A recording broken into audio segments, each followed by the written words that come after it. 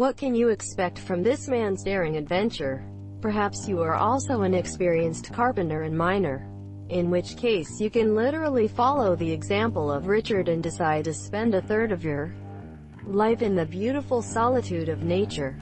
But Richard's preference for loneliness, your love of nature and your willingness to work hard are things that can enlighten your life like your mountain hut did. Richard Pronek was an enthusiastic carpenter and photographer, educated with a love of nature big enough to send him to the Alaskan mountains for almost 30 years.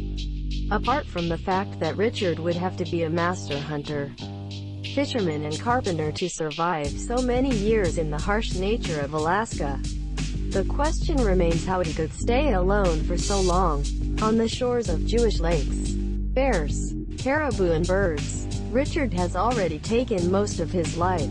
When he shared with those who wrote books and documentaries about his life, Richard liked to be alone. Richard's daily life was hunting, fishing and watching the animals around him. The hut, a simple apartment of 11 by 15 feet, was built with craftsmanship and beauty, and the whole process was documented in his files and films that he brought from home. He also felt that the beautiful animals that accompanied him in the mountains helped him feel less lonely. But if you're among most of us who aren't very competent in this area, then Richard's story still has value.